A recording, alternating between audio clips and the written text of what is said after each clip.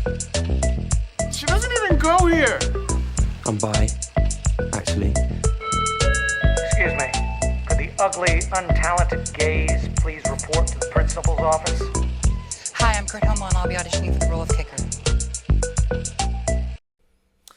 Hello! Welcome in, everybody. Thank you so much for tuning in to today's episode of Not So Straight Nerds. I'm your host, Luke. And I'm your host, Alicia. And today, we are talking the new Prime show, Off Campus. Yes? Book Talk, I know you're there. So, this was adapted from a 4-part book series. Technically 5, but yes, mainly 4. Okay. Thank God. You know. Yeah, you know. And you, Alicia, are very familiar with this. I have the physical books, and I usually remember to bring them in here, and I did not, so oh well. It's okay. Yes, I have all 5 of the main books in the Off-Campus series. There is also a spin-off series called the Briar U series, which I have not read, but have recently been hearing a lot more about because of the show and certain things that have happened. So we'll get into that a little later. I will say we'll get into spoilers about the show, but I am going to be careful not to do too much about future book stuff. Maybe just kind of dance around some things, like a little reference or whatever. Not outright say some big things. So, and then the Briar U series, I'll talk about what I've heard on how it connects. But I haven't read them, so I can't really give spoilers on anything. So I'm looking at getting them on my Kindle because they're like $7 compared to Amazon. They're like 15. So I'm like the physical book. Anyways, so we shall see. Maybe soon I will read them. Yeah, but I'm excited. You know, I will say right off the bat, this series is, I think, much better than the books. Much better. I actually was not a huge fan of the books. I think they're pretty outdated. They have a lot of misogynistic language, even though it was written by a woman. I mean, that's still, women can be misogynistic too. So, it has a lot of really gross, like, toxic male, just characters and choices, and then women that put up with way too much of that. So I appreciate that this show has been much, much modernized, because it was needed, and it makes it better. It's like you're still having the elements of the books you liked, but in a less toxic environment. And I love and appreciate that so much. So I'm very excited to have this conversation. We have a lot to talk about. So. Yeah. But the main series has mainly 4 books, which centers around 4 different couples. And the 5th book is called The Legacy, which is like a novella, basically, of all these characters and what they're up to. And it's widely hated. Like, it's widely hated. Like, Garrett in that book is actually like a completely different character. A lot of people think that. He's pretty... I mean, all of the boys have their toxic moments, for sure. He's, like, pretty bad and pretty controlling in that book. And you're like, this is worse than he was in his book. And we're supposed to have had character development from now. So I'm like, what are we doing here?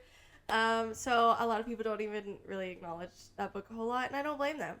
I've already reread, for the series coming out, I've reread The Deal, and I've reread The Score, which is, I don't know, I could say it if you've read the series. It's like a spoiler if you haven't read the series. It's Dean and Allie's book, because those are my 2 favorites. The other 2, not quite so much, but it's okay. We'll get into that later. So I probably will only reread the other 2 books, not the spinoff. Okay. Anyways, yeah. it's pretty bad. But yeah. Excited. First things first, we forgot our vibe check for today. You just went full send. I know. I'm excited to talk about it. I think y'all know my vibes are great. It's really dark outside. I just noticed that. It is. I don't know why. maybe It's just giving when delayed. we film in the afternoon, but it's like 10 in the morning. Yeah, I'm like, what's happening? It's not late enough for this. Anyways, so if it's dark, that's why. We should do like a midnight episode at some point. That would be We fun. have. Whenever we filmed those episodes of like TV episodes right after they came out, like some of those early Oh. Daredevil episodes in Last of Us, we were up pretty late. Wow. Okay. Don't know why we did that to ourselves. No, it was crazy.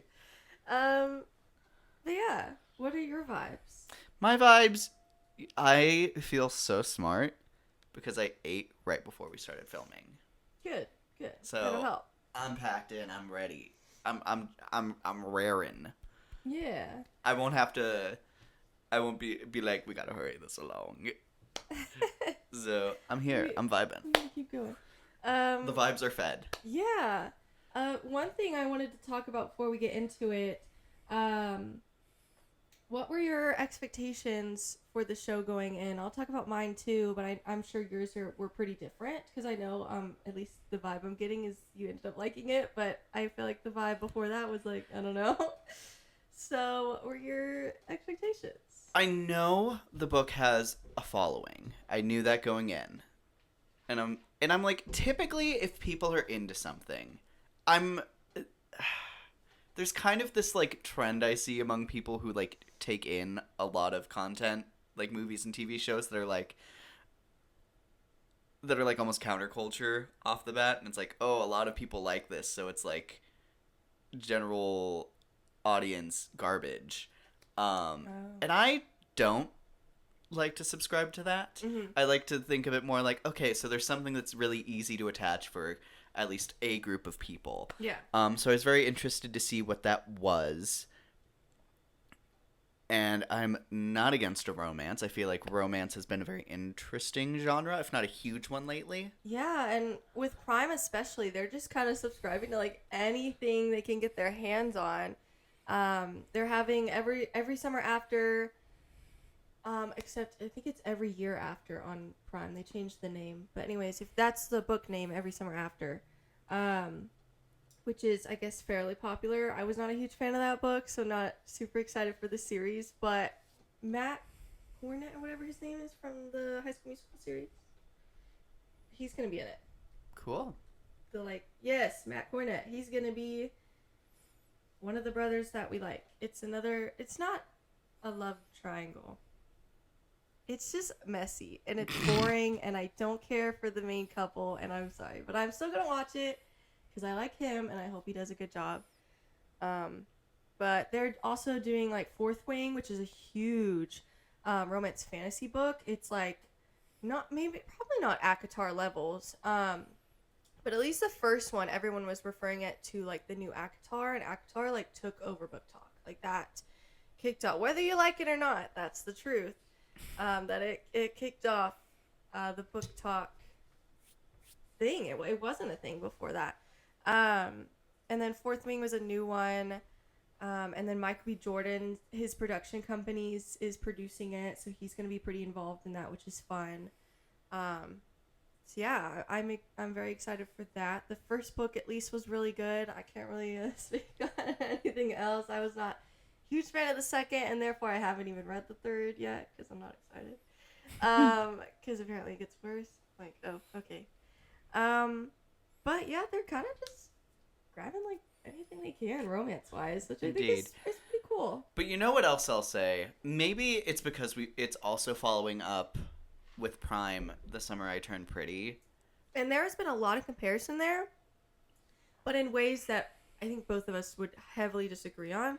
I think they have some common threads. I think they have some common threads. I think this was much more successful in what they were trying to do. Now, obviously, we are the odd ones out on not being huge fans of The Summer I Turned Pretty. I mean, parts of it are good. We have episodes on that. A lot of thoughts. I think both of us would probably say that the show is definitely better. I mean, it only has one season, but I don't want to get ahead of myself, okay. but it's still on. Okay, you asked me expectations. I will say once I watched the trailer, my expectations went a little down. I don't like the trailer. I think it's very tropey and very surface level, or at least that's how it makes the show come off. And it gives me icky vibes. Now, imagine that with toxicity in the book. That's the book. And then the changes make the show. You know, I'm going to say this, and I don't know how receptive that this would be to anyone. I don't know how much of a hot take this is.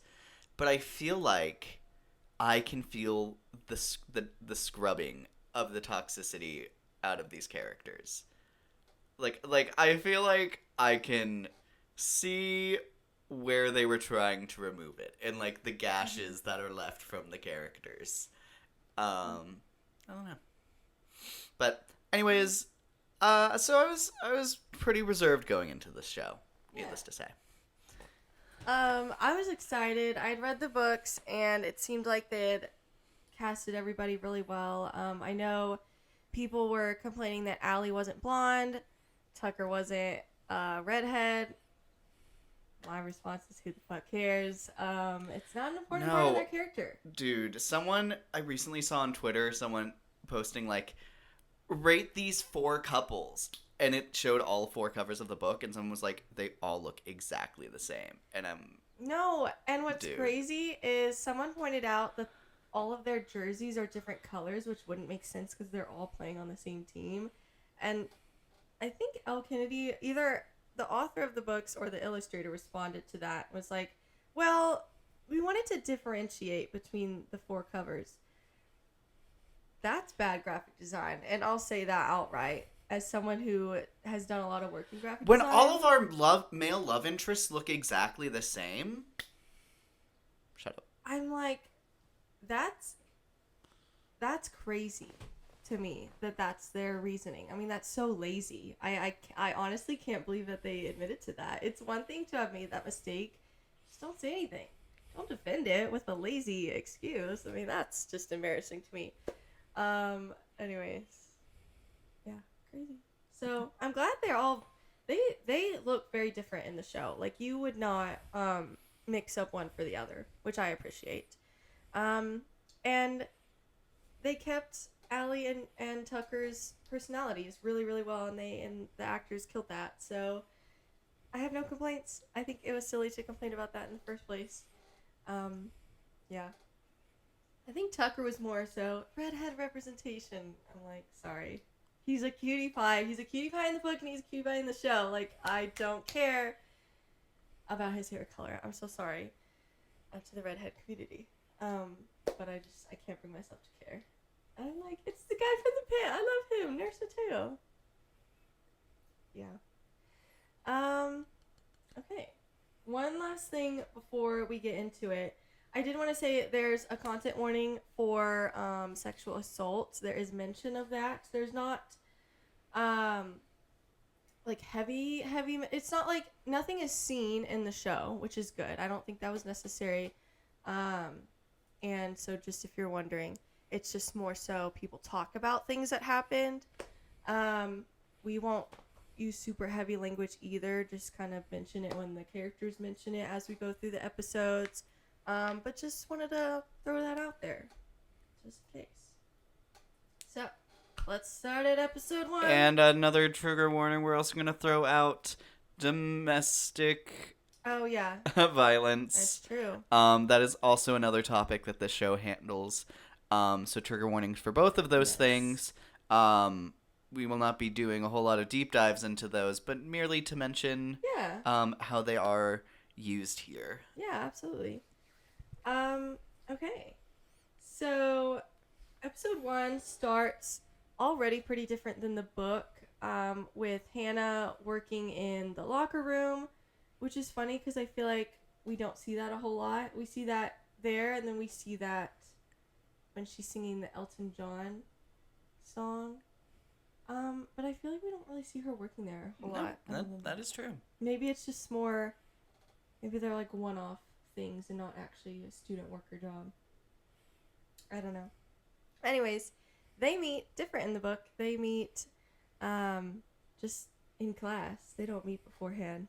But I kind of like that they meet in the locker room beforehand, and there's already like tension there, and it makes for a funny line that she was like looking at him, and he caught her looking at him, and then later he's looking at her.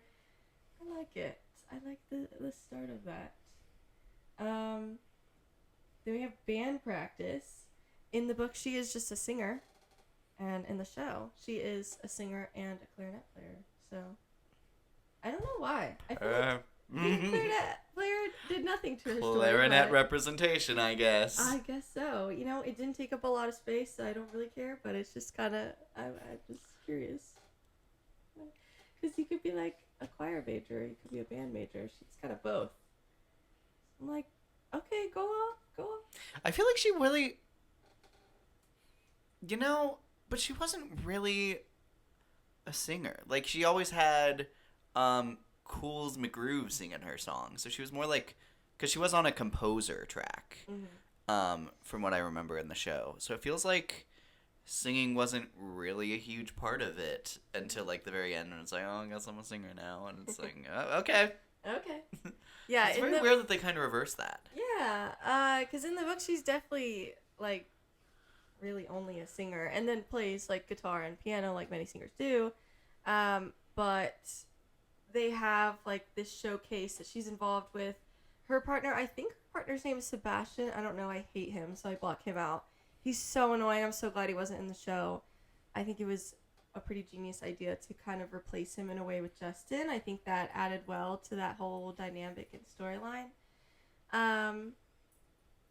But yeah, and so they're singers, and then it's Sebastian who wants to add like a choir and all these different things. She's like, the song is being lost in all of this.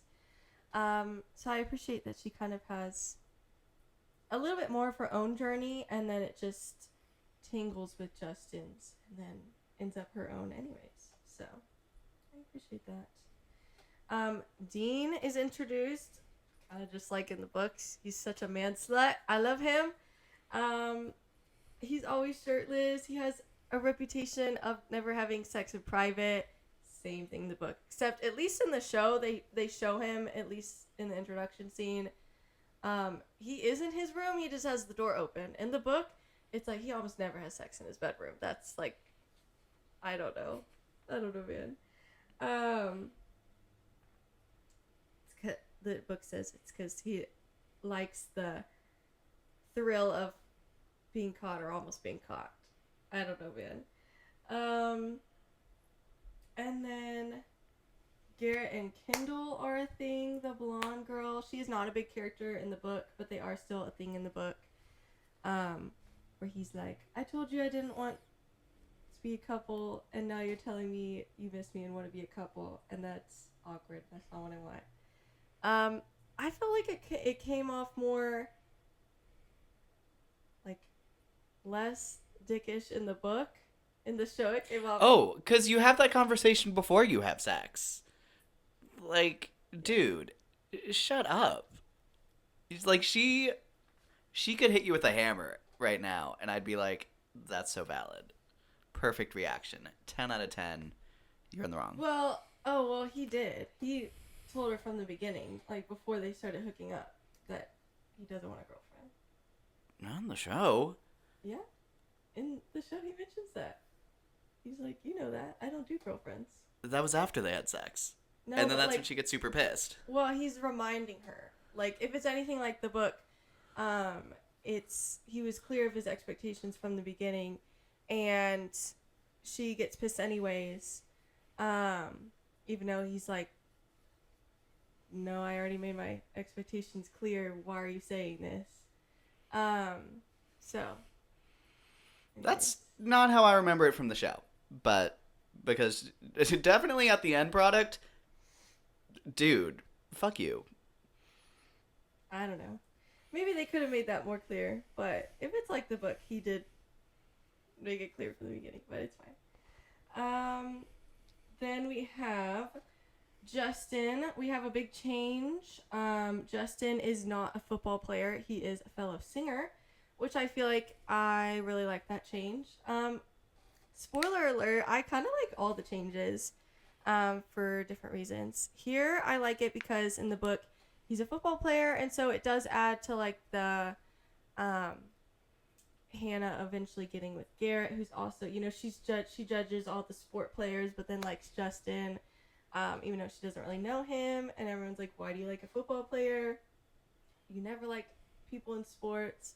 But I like that he's a singer. I feel like it sets up for their showcase work really well, and then it also, I think, makes more sense why she likes him and why he's so different than Garrett. And I like that he's in a band. He's not like a singer like she's a singer, or in like the kind of band where you'd be a clarinet player. He's in like band, like a traditional band. Yeah, band. Yeah, and the casting of that, he is fine. He is so hot. What did you say he was in? So apparently he was in Thor: Love and Thunder as some just background hot person in the god realm. And then he was in Alto Knights. Also, so was Garrett. That's really funny. Oh yeah. In case some of these faces were familiar, I know Garrett from the Until Dawn movie. He's like the hot protective boyfriend. I think he's the boyfriend of Odessa's character. I don't know any of their names. Dean, the blonde one, he is in Gen V in season 2 as a slight love interest to Emma.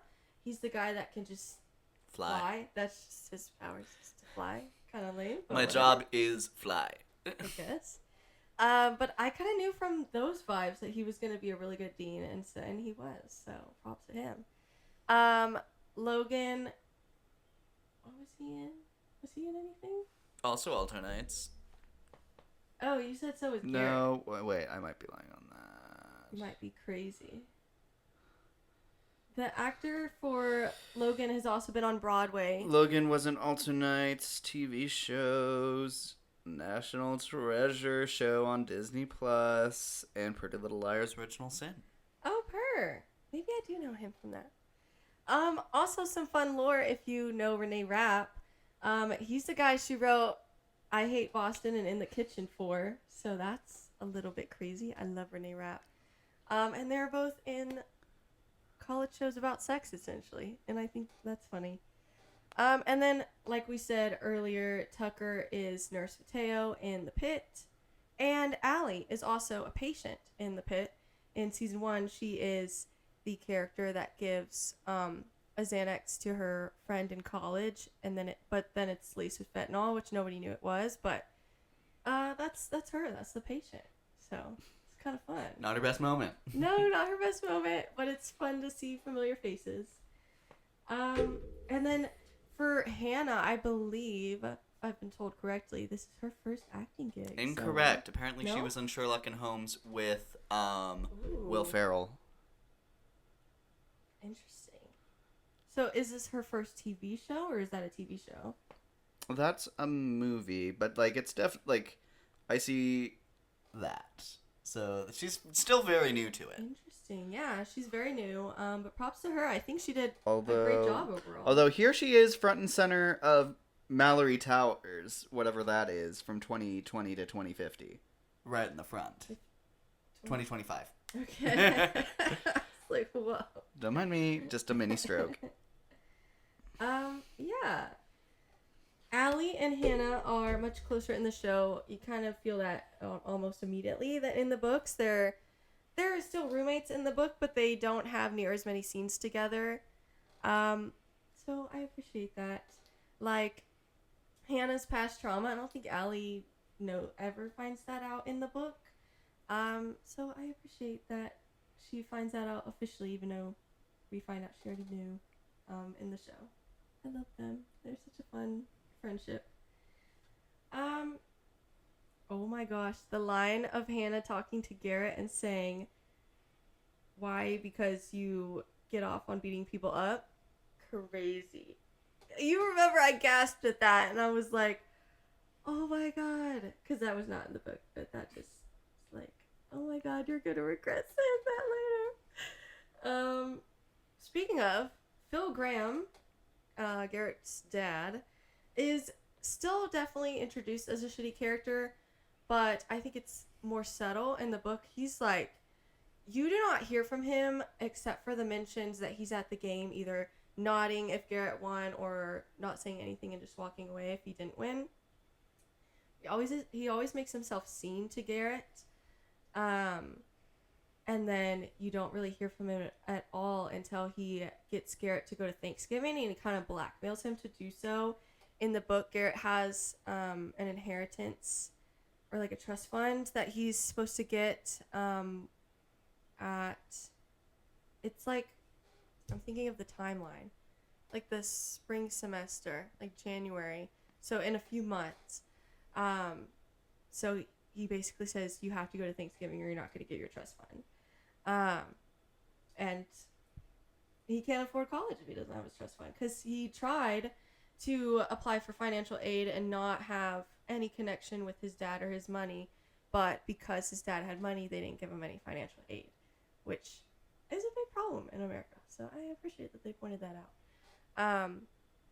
But yeah, he has this whole thing where he's going to use his trust fund to pay his dad back for all of that, because he doesn't want any kind of charity or any whatever from him. But that's still used twice as a manipulation tactic in the book. Once with Garrett, once with Hannah, which we'll get to later. But I kind of appreciate that he's a little bit more subtle. I feel like most abusive people are. I mean, that's why. That's where the manipulation comes from. Yes, that's why they are so dangerous and so powerful, because so many people on the outside have no idea that he's abusive, and I feel like that's more believable here than in the book. Like, I don't know. I feel like it's almost a little bit like, y'all maybe should have picked up on the vibes that he's like worse than Garrett's saying. So, yeah. And it's played by the guy from Shameless. Indeed. Oh my gosh. Okay.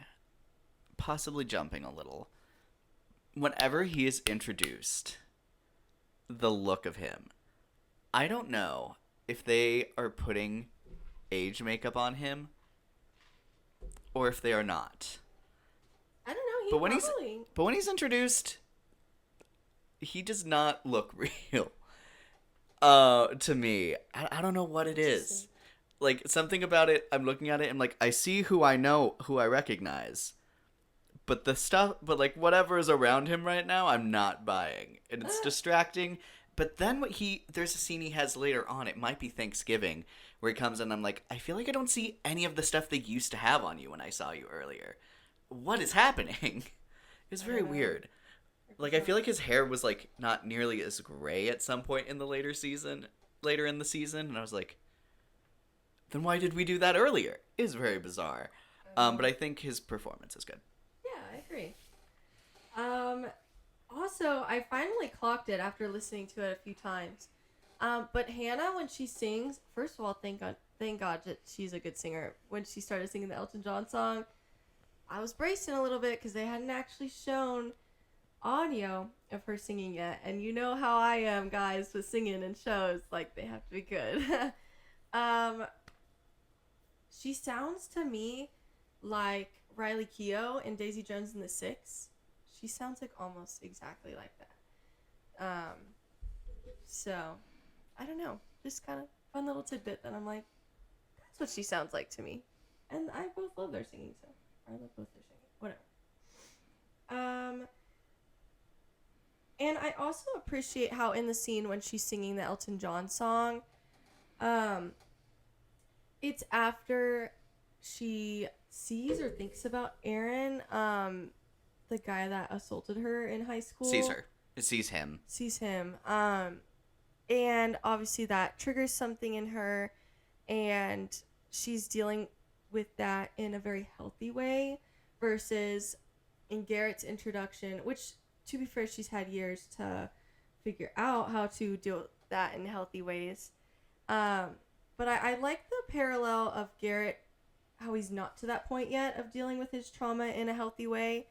But he's seeing that, so it's almost like the introduction into his journey of learning how to deal with his trauma in a healthy way. So I appreciate that. So that's how it kind of came off to me like not only is that him seeing her again and appreciating her, and her singing and her talent, but I don't know. I like to think of it in that way as well, of him seeing like, not that he knows that she's dealing with trauma by doing that, but I don't know. I like that introduction.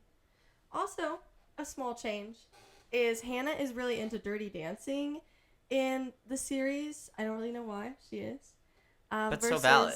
Well, yeah, I agree. But in the book, they are really into together Breaking Bad. They hang out at one point, and they're like, "What do you want to do?" And one of them says, "Like, I've heard of the show Breaking Bad." It makes more sense, I think, because of the time. I understand the change. Like, I watched Breaking Bad really late, but it would probably be a thing where people are like, "You haven't seen Breaking Bad yet in 2026?" So I understand that. I understand the throwback.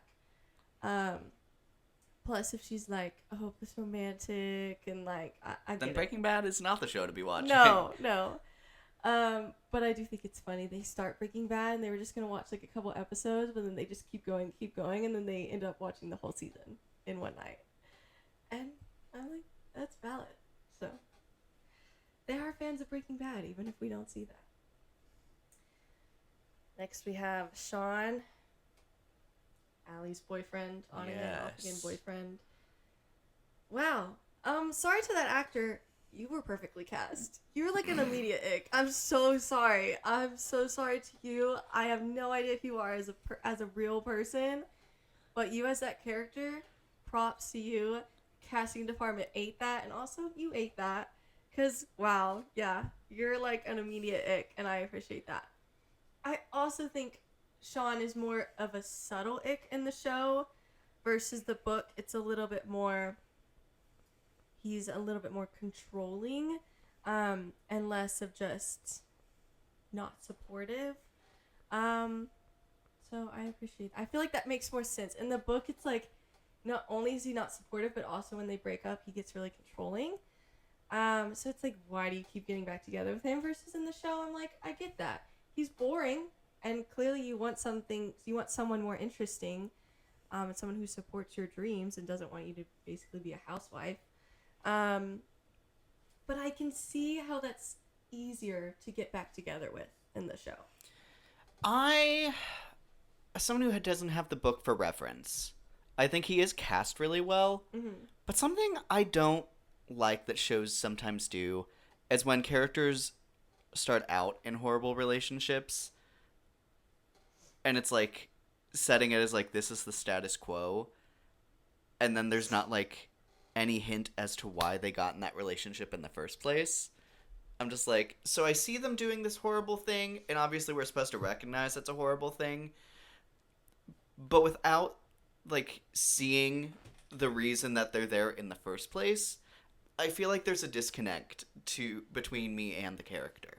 Well, there's a couple things I think of. Her mom died many years ago in the show and the book, and she mentions, I think she does mention in the show, but it's more prevalent in the book, that her mom always ingrained in her, don't give up on love. And so when she finds that, even if it's not fully fulfilling and satisfying, she still feels pressure to give it a chance, even though she definitely and clearly shouldn't, just because of her mom's sake. And also in the book they mention her dad gave up his dream for her mom, and they had a great relationship. And so she keeps thinking, you know, yes, he's pressuring me to give up acting essentially, but isn't that what my parents did in a way? They gave up my dad gave up his dream. Shouldn't I do that? And it takes a bit for her to realize, I don't have to do that just because my parents did that. So there's pressure to basically make decisions that she doesn't want to make. And then also Sean is very like back and forth. And, you know, earlier on in college they got together. In the book they've been on and off for 2 years. They got together pretty early in college, and she's definitely a relationship person. She struggles with casual sex, which they say in the show. And so they become a couple, and, you know, their dreams are not quite as real at that point because it's earlier in college, and so you don't have to have that conversation of, hey, I know you've been pursuing acting this whole time, but let's move to Vermont. So I can see how you get almost entrapped in that 2-year thing because of this outside pressure from your family. And then how it's almost like not too late, but you're already so far into it, so you feel like you have to give it a chance, even though you so clearly shouldn't. But anyways, I loved the thing with the sex calendar. I think that's a good nod to what's to come. So, yeah. And then I actually thought of this later. I actually think it's pretty intentional that the first 2 times Hannah and Justin interact goes really poorly. And I'm like, I know we're supposed to like them at first, even though we know that that's not, they don't end up together. But looking back now, it's like, maybe that was a sign that maybe it wasn't going to work out for them. That their interactions were not great. Very cringy at first. Dude. Okay, episode 2. We'll try to go a little faster in this. Jules is introduced more. She's a new character. I don't know if he has any siblings in his book. I'll be honest, Logan's book was my least favorite. I'm so sorry. He was just really boring to me. So I will say I appreciate that. I like him almost immediately more in the show. But therefore I don't remember much of his book. So I don't remember if he has any siblings or not. I think he has a brother. But anyways, he has a sister that's introduced. She's like, officially or unofficially, I have no idea, the hockey team's social media person. And she's a gossiper. She's a little messy. I saw people on Twitter when we first watched, they were saying like they hated her character, which I feel like is dramatic. I don't know. I like her. I don't know. I think she grew on me. Her introduction, I thought, was very like, okay, sure. Okay. The only time, I mean, I thought she was fine, and then there's something in the Thanksgiving episode that I really didn't like that she did, and I'm like, why is nobody acknowledging? Like, that would piss me off. We'll get there.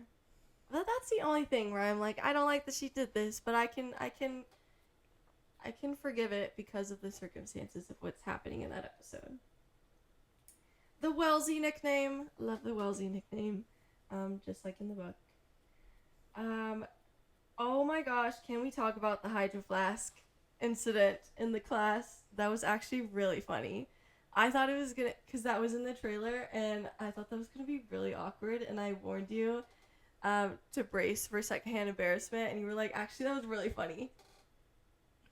So, props to them. The dynamic duos.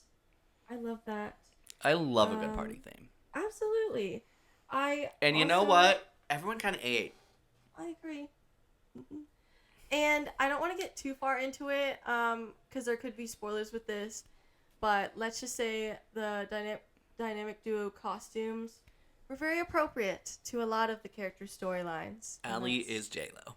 No, I love that they picked, for her and Sean, outfits of like a very... Like, on again, off again divorce yes, mess. Absolutely. I'm like, that's actually really perfect for them. Yeah. And I like that when they're picking out the outfits, when they're picking out like the bunny outfit for Hannah, they mentioned she's got to show off her like curves and stuff. They mentioned that in the books. They say that she has stripper tits, and they do not say that in the show. But I'm like, girl, you have stripper tits. Please show them off. Like, wow. Love you, queen. You got it, flaunt it. Anyways, I'll move on. Big change number 2. Hannah and Garrett are in the locker room discussing that they need to practice their, like sexual chemistry, essentially. They need to practice kissing. And she kisses him, and he's like, trying to prove that it means something, or like that she blushes, that it affects her, and she's like, it doesn't matter to me. and she goes and kisses Logan. I love that change. A lot of people did not. They heard about that change and they did not like it because in the book, they're in his room or the house or whatever, and Dean comes in and she kisses Dean. I love that she kisses Logan instead because, and I can say this because it is fairly obvious in the show, that he likes Hannah, and so I think that kind of adds to that. Well, now she's kissed you. Like, damn, your life sucks, Logan. So sorry. I did like that change. That was good. Now to the party. Let's talk about the J-Lo scene with her and Dean. Wow, taking over Twitter. The song is, I don't know how to describe. It's rising on the charts now. It's like charting. So iconic. If I just had to say it's iconic. Wow. They have like immediate chemistry, Dude, and I love that. That chemistry put into my freaking veins any time of the week. Dude, I wanted to mention they did not have a true chemistry read. They did it online, on like Zoom or something. That was their first scene together. That's Filming. crazy. Like, what? That's crazy to me. Wow. Anyways, I loved all their costumes. I thought they were great. I did want to point out that, well, I don't know that it's not Halloween. I don't think it's Halloween. I think it was just a party, I believe, for Bo's birthday. Was that it, or was that karaoke? One of those was a celebration for Bo's birthday. Anyways, but in the book, Garrett really doesn't like Halloween because, that's when the trauma with his dad starts. Is 1 year at Halloween, so it's like he went out and had fun with his friends and then came home and then his dad got mad at him, and then that led to the stuff. So, that's not mentioned in the show. I don't miss it. It's fine, whatever. But I don't think it's Halloween. Ooh, props to Tucker, the perfect wingman, for putting on the J-Lo song too. He's like, I know how to get her attention and her excited and have the opening for you to go dance with her. And I love that even though she walks away, they're like, good job, buddy. I love them. And they're just so, like, it's the little things when Tucker does that, he puts on the song and Dean's like, who says you're struggling with your assists? I love them. It's Great the line. little things. I know. Because they're all friends in real life and they hang out a lot in real life. And I think a few of them even live together while filming. And I feel like you can really tell that they're close. So they're good actors and they're close. And I think that just adds to it. Small change. After that, Hannah and Garrett sleep on the floor because they're so extremely stubborn. I'm like, guys, let's get over ourselves. No, in the book, they just... They be normal people? Yeah. Dude. I'm like, guys, we've got to get over ourselves, please. Somebody sleep on the couch downstairs or something. It is I never don't this know. serious. It's never this serious. Also, poor Hannah for not having a car. In the book, she's able to, like, borrow a car from a friend as long as she, like, fills up the gas when she can. In the series, she just has a poor little Biking bike. I'm all like, I'm sorry, around. Queen. You're doing great. That reminds me, for some reason, of, like, Jules in that one season of Euphoria, always biking around. No, I fear the name Jules is forever taken from me now. Like, they kept saying Jules is in Logan's sister, and I was like... Jewel? Huh? You know Jewel? Right. Right, I did not think that, actually. I did not put that together. Could not until hear that just name now. one time without jumping to the other show that's going right now. Oh, okay. And then I also really like that Garrett's the one who gives Hannah the idea to work with Justin for the showcase. I'm like, okay, they ate that. Episode 3 starts out with Hannah having a sex dream about Justin. And then she goes over to study with Garrett, and he's with a woman, let's put it that way. He's busy, and I love that she later brings up Cherry Pie, which is the song that was playing in that moment. What a queen for that. Yeah, just like in the book, they have to delay a session, and then he forgets. And So, that was not Kindle, by the way. That was somebody else. I did look because I was like, I feel like that wouldn't make sense if it was Kindle because she's mad at him right now. It was not. It was some random person. So, sorry, Queen. That moment was ruined for you. I'm so sorry. I love that Hannah got what I call Barbied, where she's serenaded by Justin. And she's trying to act like it's good, but he's singing about yellow haze. And I'm so glad they bring that up later. What the fuck is a yellow haze? What do you mean? And Allie, when he's singing it, she's like, a piss-colored sky or something like that. I'm like, Well, yes. okay. Please. There is something very pleasing about the way he sings the He's Yellow a good Yellow Haze. singer. But then he goes into Yellow Rain. And I'm like, okay, no. It is. He's a good singer, and for the most part, I don't even mind the lyrics. Like, obviously, Hannah's not into it, and they talk about that later. And I appreciate that he does stand up for himself and say it's for him. And that's true, and that's valid. The Yellow Rain is gross. I'm like, dude, somebody needs to tell you that everyone's imagining piss coming from the sky. Now, I do think it's very interesting with him that his interest in music is very surface level. It is. As compared to what it is for Hannah. Mm-hmm. And I love kind of her dealing with that. I thought that was done really well. Yeah, it's interesting, too, because you would think he's in the band with the lyrics and the music. She starts out as more of a composer, so you would think it'd be the opposite, where she's very surface level, just creating the music and not really getting to the lyrics of how it makes you feel. So I really liked that. I liked that they pointed that out. Because, you do wonder, he's very cute and very sweet, unlike the book where he's a football player. Garrett keeps mentioning that it's just like an act, and then we find out it is just like a cool guy act, and he's just like everybody else who just sleeps around.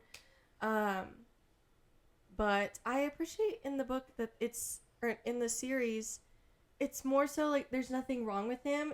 He's just not what you wanted Hannah. him to be. Yeah, he's not the picture that you painted of him in your head. Like you were in love with somebody that's not him. So I do appreciate that because you wonder, he seems like a great guy. How are we gonna get to obviously her and Garrett? And then it's like, okay, that makes sense. Speaking of, she has another dream, and then it turns from Justin to Garrett. And I think that's the start of being like, you know what? Maybe Garrett's the guy that's been in my head this whole time. Just And they love showing off that back tattoo. Does the back tattoo mean anything important? I don't remember. I do love that back tattoo, though. I think it's hot. I don't know. Anyways. I think he does have a tattoo in the books, but I don't remember. Also, in the book, they have about a week and a half to study for the new test, and it's more like a test, like a written exam, versus what was so like a verbal presentation basically in the series.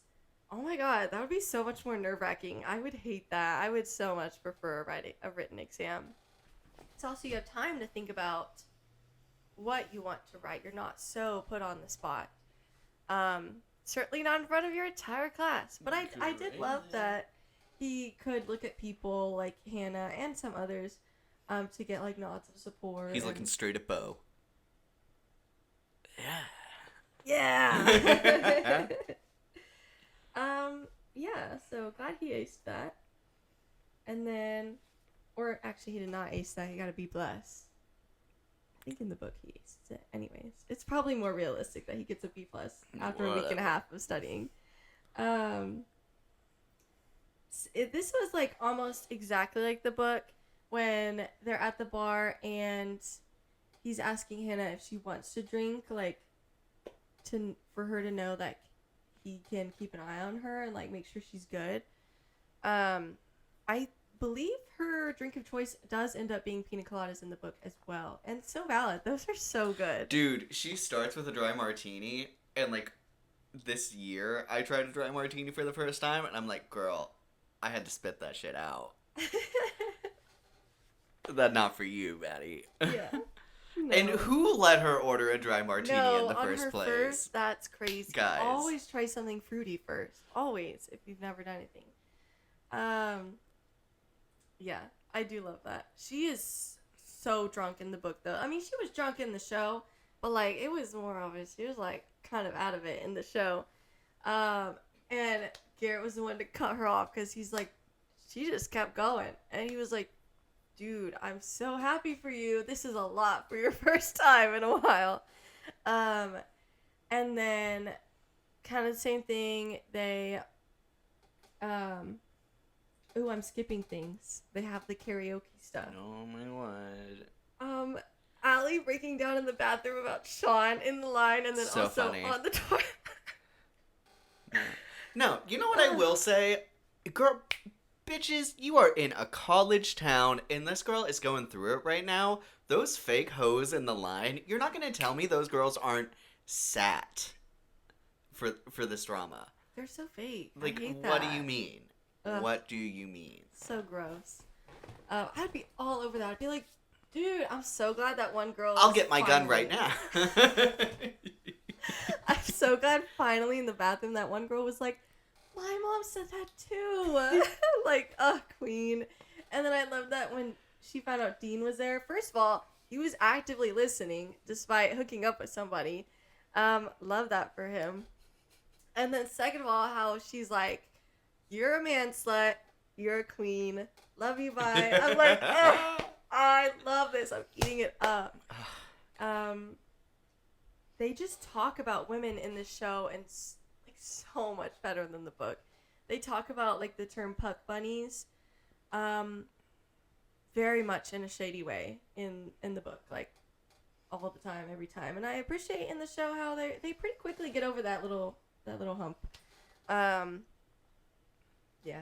And then Hannah's very nice about it later when Allie's like, does that bother you? She's like, no, whatever. And she has no problem with it, and I appreciate that. And Allie multiple times, I think, when shading Dean, mentions to the girl, not you, you're a queen, love you, bye. And I appreciate that. Tucker singing Same Horse Ride a Cowboy. Ate Oh that. my god, he ate that. I need to. No, somebody on Twitter was like, Dr. Javadi, I will write a fanfic about you getting to experience this moment. That's awesome. I love that there is crossover. Probably a good amount. Because the pit's pretty popular, and this is pretty popular, so I feel like there's probably actually a good amount of crossover there. He ate that up though. I'm like, I need this version to be on Spotify because I went to listen to the original song and it's not really my vibe. It's very country, like very country. The song about cowboys is Yes, country? but it's like the accent. Like he had more of like a, I don't know, not cowboy accent. So like I need your version to be on Spotify yesterday. Yeah, Hannah having the idea of Garrett and Logan doing the Liquid IV video together. Love her being like, he fixed my car, and Garrett's like, you have a car? No.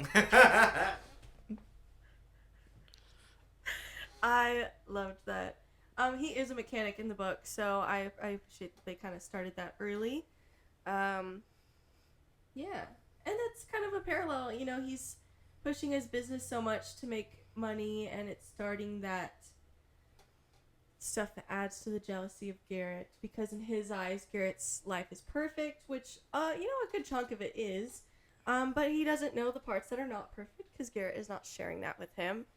And that's going to be a good chunk of his story, even now that he knows the stuff about Garrett's life. Next season, if it's at all about him, we'll talk about that later. But I love that because they're besties in the book, but they don't have a lot of time together in the book.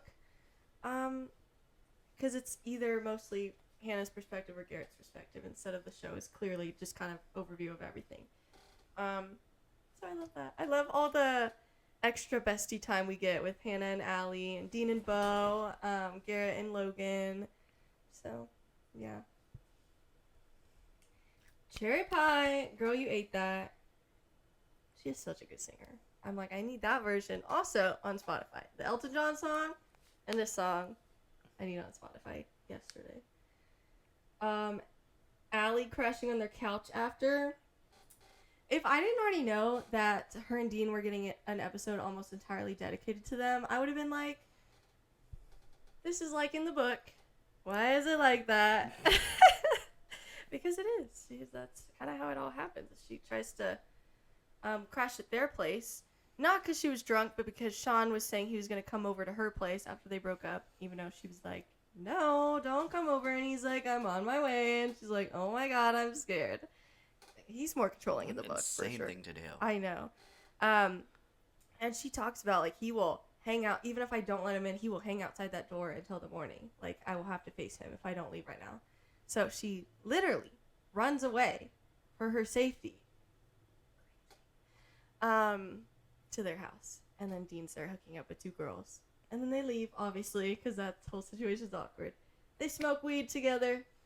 And then, unlike the series, we'll get a lot in a second, but in the book, they start taking tequila shots, and they're both drunk as fuck, and then they hook up multiple times. And they both realize that in the morning. And it's a little bit of an ick. I'm like, I get that they're both drunk right now. It's not exactly like he's getting her drunk. But he did start this to hook up with her. Even you know, it's not like they're one of them is impaired and one of them's not. It was still a little icky in the book, so I appreciate that did not happen in the show. Oh my God, Hannah, you slut! I love you so much. Ugh. Anyways, her leaving her clothes on the stairs. I'm like, that is so cunty. I love that for you, queen. If only you weren't drunk. He so would have gone with you. I just can't imagine someone taking their pants off while going upstairs. Dude, you're not doing that quietly. And drunk, you're not doing that quietly. I don't know, man. But I do appreciate they go a little bit farther before he stops in the book. So I appreciate that he's very like, no. No, in the show. No. Oh my God, girl, you also look so good in his jersey. I just know. What's that TikTok sound? Where's your clothes at? No, that's actually really funny. Yeah. And then I was kind of wondering, I was like, they're waking up, and I'm like, she's going to ask him the favor, and then she comes to him with coffee. I have a favor to ask, and I'm like, I know what's happening right now. Because so much was different than the books. I didn't know how that was gonna happen. Also, in the book, they do mention how Garrett stopped things because he didn't know if she really wanted that or if she was just drunk.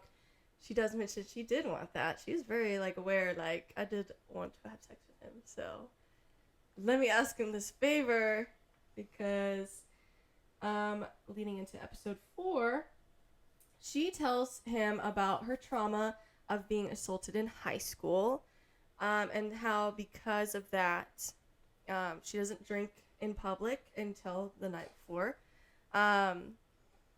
Well, I guess the Dynamic Duos party she also did, but he gave her a closed can, which was Logan's idea. I loved that entire thing. It was so sweet. But she opens up to him about it and says, I haven't been able to climax since then with a person. She's like, myself I can, but not with another person. In the book, she's been with like 2 people since then. And she actually sees one of them again at college. In the show, it doesn't really seem like that. Obviously she must have tried, because she's saying like she's never been able to do it with another person since then, but we don't really get any mentions of names. I don't think we needed to. Just kind of the point. Hey, you want to help me out with that? He's like, okay, whatever. And then we get to the Tucker fruit gag. Great bit. Oh my god. That is like genuinely one of the funniest bits I've seen in media in a while. Like, that was hilarious. He was so cute. Like, the camera angles, the two people like encroaching on him. He's just sitting there with a little grape in his hand. He's like, hey, oh my god, you ate my grape. And it was really funny. And then he had a strawberry and still didn't close his hand. I'm like, Tucker, let's pick this up a little bit faster. What they're doing here. And then the scene with the banana in the thing where it's like, hey, can you watch this? Hey, can you watch this? Hey, can you watch it? Bernardo. Can you watch Bernardo? Thanks. Bye. That's hilarious. And I also loved how that scene was used to also further show the closeness of the group, of everybody, not just the four, but like you can clearly tell all the teammates get along pretty well. Like, I love them so much, and also this is hilarious. And then at the Drunk Shakespeare, I'm getting a little ahead of myself, but the Drunk Shakespeare, he still switched out his fruit twice.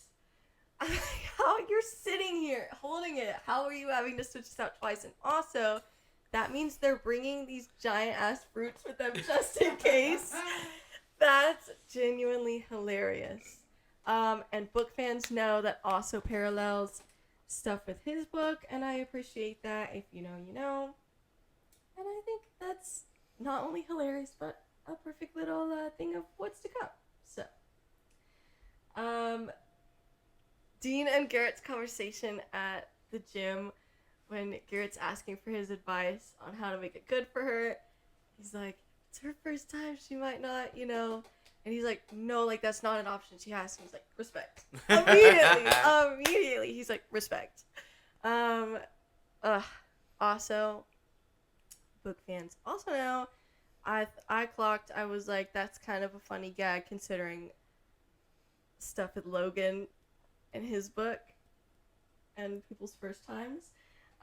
That's all I'm going to say about that. You know, you know. And I also appreciate how Dean was very much, you know, the most important thing is to make her feel safe. He has that conversation with Birdie in the book, I believe, which he has mentioned. He's the one that got hurt later. I believe that's who Garrett has a conversation with in the book. So I appreciate that it's Dean. I think, you know, having more interaction between the four people that live together, I think makes more sense. And it also shows, you know, Dean also cares about consent a lot. Again, further adding to why that tequila moment didn't happen. I appreciate that. And saying, like, consent is key and, you know, do all the things she wants to do. Again, adding to, like, he would so be down for that sex calendar. That was just really perfect. It's like all the little moments of dialogue. Whoever wrote that was props to them. They made a lot of things connect really well. In the book, he gets Hannah comfortable by they watch, like, I think they watch Breaking Bad more, before she, like, relaxes and they get into things. I appreciate in the show the dance scene. It was a little cringy, but also, like, it never went too far. Like, it was a good amount of cringe. It was supposed to be awkward, so then the thing between them wasn't awkward. Something else could be awkward. He's like, makes me want to do a sexy little dance. I actually loved the way he delivered that. I'm like, I could see people being cringed out by that, but that was perfect to me. Yeah. And then didn't quite work. She wasn't comfortable. So then they have the thing where they, you know, do it to each other separately in front of each other. Just like the book. Now, I couldn't quite tell. I think they were both doing it. It wasn't just her. They definitely said both, and they both made the noises as though, but he was surprisingly still. I know. I was like, okay. No, can we talk about probably the worst little tiny clip in the entire series, which was both of their toe curls. Ugh. Dude, everyone's talking about that on Twitter too. That was so bad. I'm like, okay, just because it happens to a lot of people in real life doesn't mean we want to see it, okay? Some things are better off not seen. Now, toe curling is referred to a lot in books that have sex scenes. Again, I don't like reading about them, and I don't like seeing it. So, oh god, I'm like, whose idea was that? It was not sexy at all. It was like the vibe is being ruined right now. Anyways, let's go on to Drunk Shakespeare, because we have different opinions about the scene. I loved Drunk Shakespeare.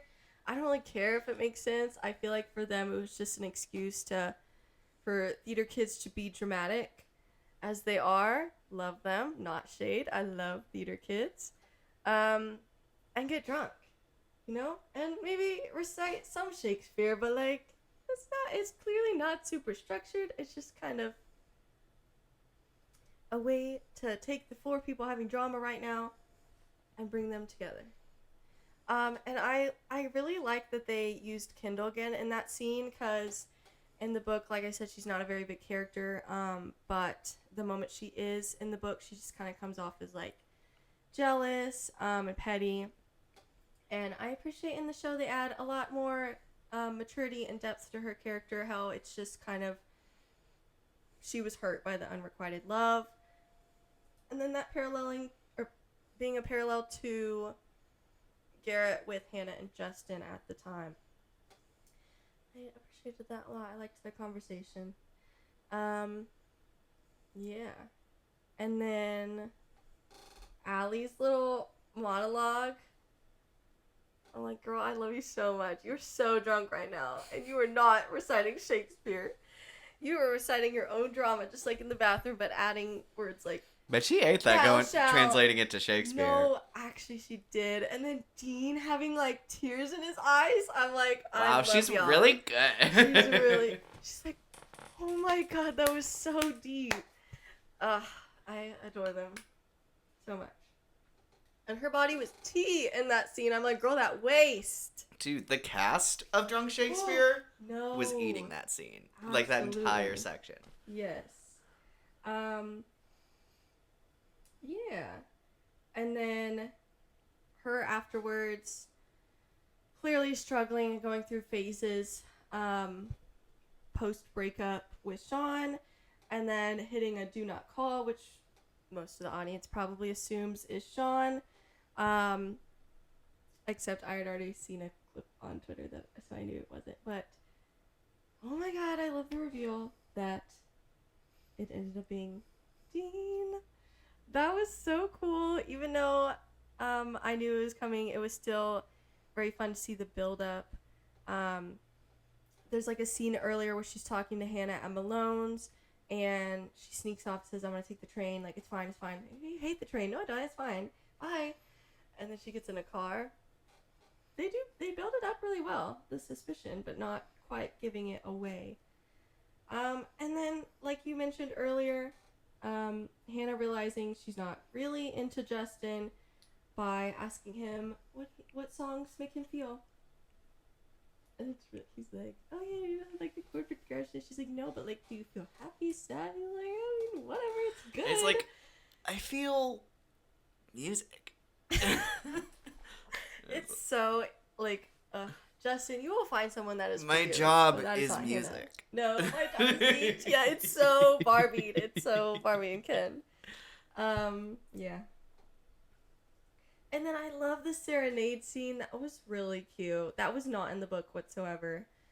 That's so cute. I think they end up planning a date and she just doesn't end up going on it. She just cancels and goes over and confesses to well, Garrett, that's so. an asshole move. Really lame, right? Yeah. So they have a conversation much better in the show, and then it's a much cuter, not quite love confession, but like, I'm into you confession. I appreciated that. And then it set up the good parallel for later, the custodian being in there instead of her and him being disappointed. So Ugh, Well, it's just me and you, custodian. you try. And he's like, well, I'm just trying to do my best.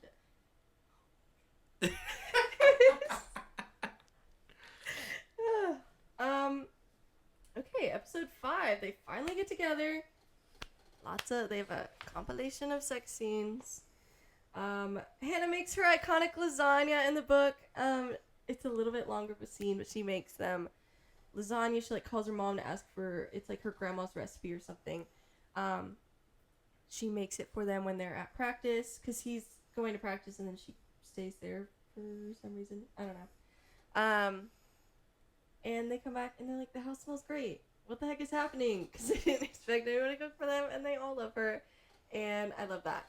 Because they all eventually obviously get girlfriends, but Hannah is like, after that, Hannah's like their number one. They all love Hannah so much.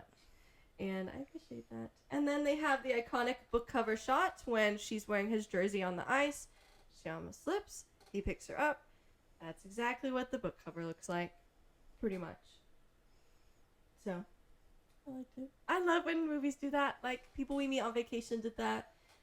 At the end when they're on the beach facing each other. That's exactly the book cover. So, appreciate that. And then I really liked the conversation. Ooh, this was weird though. How she was like, they were having sex. She was really loud. And then her mom's on the phone. How does that happen? How does that happen? Did she just hear you? How? I don't know. I choose to believe that she did not hear that, because I just can't. And like, why would you just now be saying so? It's so weird. I know. How did you answer the phone? Like, what on earth is happening there? I've heard whispers of, throughout the years of certain phone calls before people answer, you can like hear the other side or say something and they can hear the other side before they answer. But I've never experienced that, so I just thought that like wasn't true or like a glitch or something. So I'm like, maybe it is true and that's like an example. I don't know. I just believe that was not real. I reject that. Anyways. The phone call though, after that awkward moment, was really cute because her mom mentions that Hannah's dad had been really proud of the team, even though that it's revealed that they lost that game. I think that's really sweet and a good comparison to his dad, to Garrett's dad. So like that's really sweet. And then that immediately leads into the scene with his dad where he has him go to Thanksgiving. And then I appreciate that he, just like the book, asks Hannah to go. Now, at that point, I do believe Hannah knows about his trauma, unlike the show. So it's a little bit more of like a emotional, please go. And she's like, of course. But yeah. And then we get Allie sneaking around. Where's she going? What is she doing? Dude, I don't care what reason you're hanging up. I don't care who you're texting. If anyone hangs up on a call like that to me, I'm pissed. I don't care what the reason is. Wait, what do you mean? Okay, bye, gobble, gobble, and then immediate click off. Dude, I'd be fuming. Oh, that was so adorable. I loved her little gobble gobble. I mean, it's cute if you wait for a response like, oh yeah, okay, bye.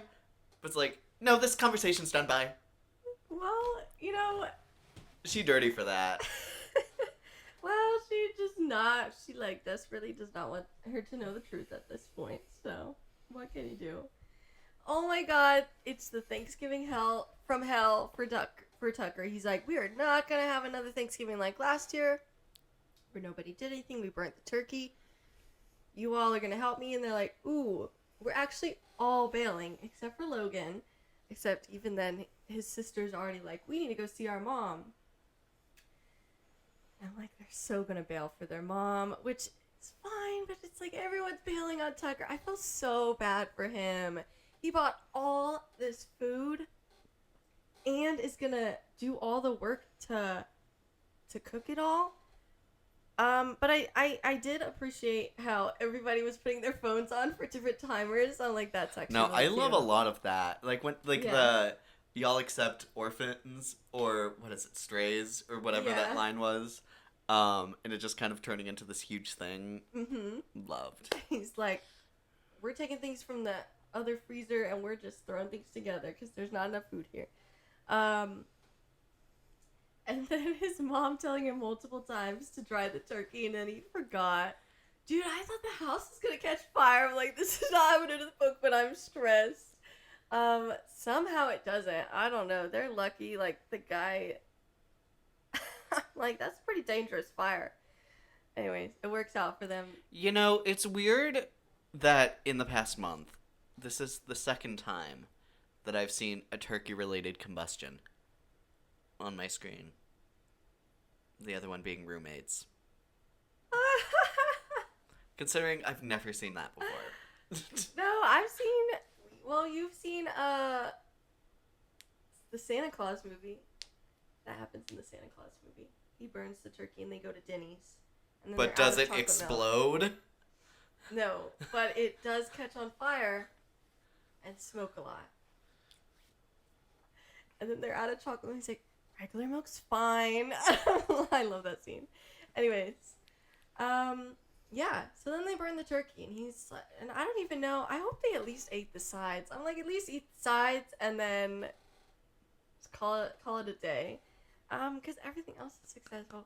I didn't like, the one thing that I was actually really pissed that she did was taking the marshmallows.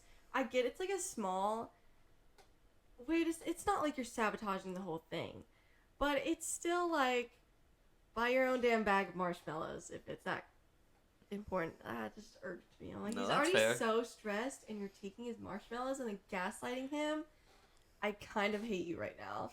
But I got over it. I'm like, it's important to their family and, you know, Thanksgiving didn't really work out anyways. So they figured it out. They were all happy afterwards. They made the best of it. I loved the scene of all the friends, even the ones that aren't on the hockey team, putting skates on and tossing the turkey around. I thought that was really sweet. Because also I'm just thinking, like, so many of them probably couldn't go home for Thanksgiving or didn't have anyone to go home to, and they're still having a great Thanksgiving. And I'm like, and Tucker's happy, so even if it didn't go to plan, it's still good. Like, Still putting that turkey to work. I love it. It's so sweet. But I also just kept thinking, how are you gonna clean all this up? But anyways, I thought that multiple times in this series. Like with the marshmallows too. I'm like, that's also white, so it's harder to see. It's gonna get sticky. My thing is, you guys just had marshmallow launchers lying around? Maybe if it's that Y'all important crazy. to there, I don't know. Or maybe they went and bought some, but then why go a damn bag of marshmallows? Anyways, I thought that was really sweet that Logan ended up showing up and was like, I'll Venmo you. Please just say it's for both of us. Like, aw. Hello. Yeah. I think there is, I believe there's a similar trauma in the book. I just don't, I have no idea. I don't know enough to speak on it, so. Fair. But I know they'll explore that more later. And then somehow I skipped over this. Maybe I'm not there. No, I don't. I just think I'm not there yet. Okay. Then Thanksgiving for Hannah and Garrett, not going so well.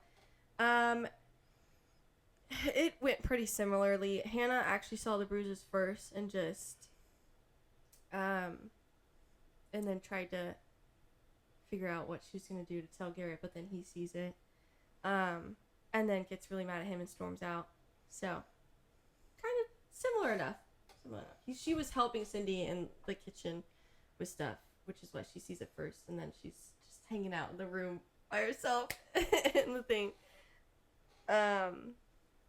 But yes, and then Garrett has a conversation with Cindy about, like, he's not gonna change. Like, this happened to me for years. Happened to my mom before that, and the only reason it stopped is because she got lung cancer, I believe, was the thing in the book.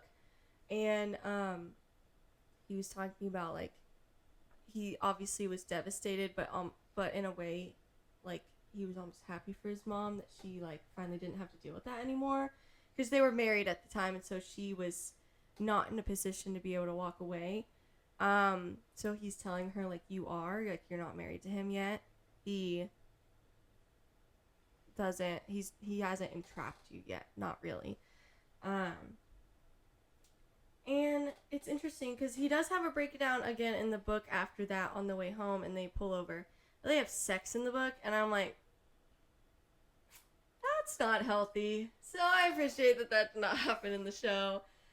I'm like, that's not, you should see a therapist, not do that. So thank goodness that did not happen in the show. And then the Dean and Allie reveal at Thanksgiving was so cute. I love that Hannah and Garrett made the best of it, going to Malone's, and then Dean's thing with Allie. Then you're like, because that does happen in the book. Then the stuff that they replay, that's similar to the book. What have they been up to? Episode 6. I was seeing that the showrunners wanted 10 episodes originally for the show. So they were going to get the entire episode dedicated to them and only them. But because they were only given 8, they had to kind of like split it up a little bit more than they wanted to. So for anyone complaining that they rushed certain scenes, which they certainly did, Blame Prime. yeah, what can you do? Blame Prime, because the showrunners didn't want to do that. So, talked about that. Oh, I appreciated that he gave her really good advice about, live your dreams, and whoever supports that are the people for you, and whoever doesn't is not for you. And then I also liked how she kind of immediately clocks that, he's trying to say casual sex is like my thing. That's what I do. There is a reason for that. There's something in high school where not being crystal clear about his expectations got him into trouble, even though it was not his fault. But just from someone's perspective was a bad situation. It was not really. I'll get into that when his season comes out and they talk about that, because they seem like they're going to. But I like that she clocked him and was like, I don't think you're as for sure about the casual sex is fine with me as you think you are. Appreciate that. And then Winston makes an appearance. The pink toy that she has. I love that. I loved the mention of that as many times as they had it in the book. In the book, they're in the bathtub and the toy's on the counter. And so when they hear voices, she like darts up and goes behind the door. I'm so glad she did not do that, because I'm like, okay, you'd leave water everywhere. He would hear somebody be getting up. And I feel like if you're soaking wet from the bathtub, he would also hear like the dripping of water. Like there's no way that you'd actually stay hidden and that would be successful. And it makes sense. I will say it makes more sense in the book why he can't just hide the thing. I'm like, you could just put it down where he can't see it. But I'm like, you're just holding it out in the open. Of course he's gonna think. They give him such a hard time for that. It's really funny.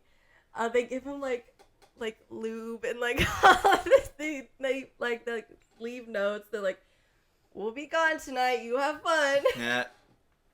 I love that. There's just like lighthearted fun.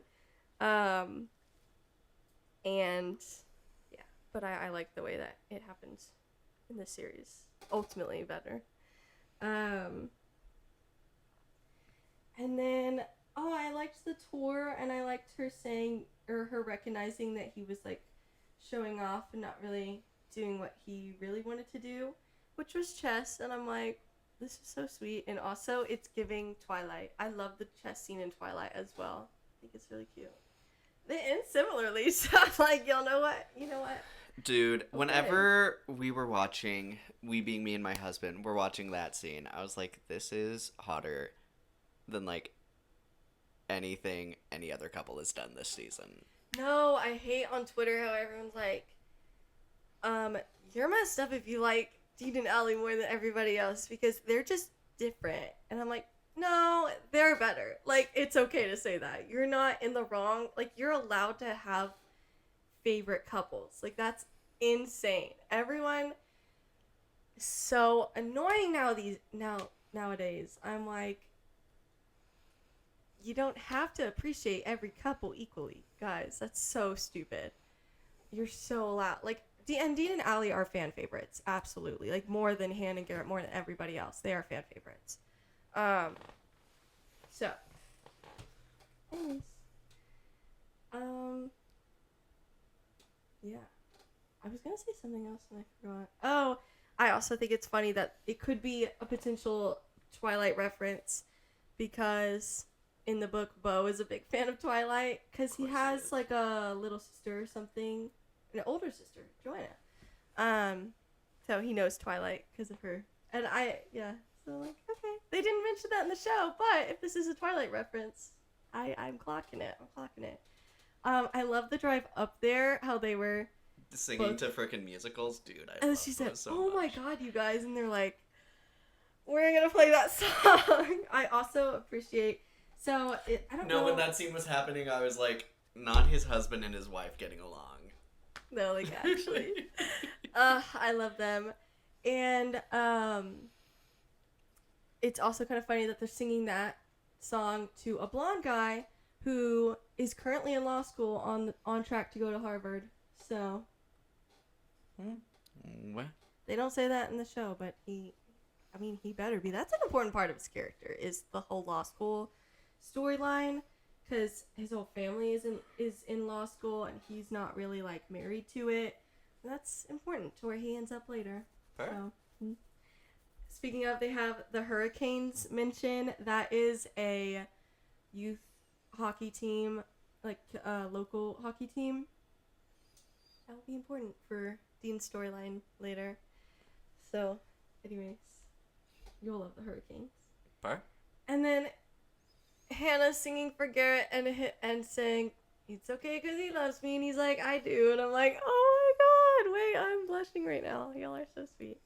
I thought that was a really sweet scene. Oh my god, back to Dean and Allie. Him playing Dirty Little Secret, referring to them, and then her playing You in Your Hand, saying you're gonna be alone tonight. She plays You in Your Hand in the book as well, so I appreciate that they did that in the show. It fit perfectly. And then them on the phone. So he just texts her a lot of like dirty messages in the book.